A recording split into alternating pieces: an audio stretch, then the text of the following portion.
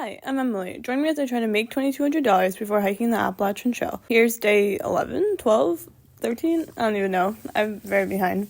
I went to PT, and then when I got home, I changed out the water and added some water to the vase of flowers that my boyfriend got me. And then I went onto Amazon MTurk and did a few surveys. I only made 82 cents from this, and honestly, the surveys weren't that good, so I ended up getting an email that this other survey website accepted me while I was doing that. So I did 2 of those and made $1.50, which I was much happier about. And then after that, I did some data annotation work, and I did 23 minutes of that and made $7.67. That brings my day 12 total to $9.99, and my grand total for the challenge so far to $236.25.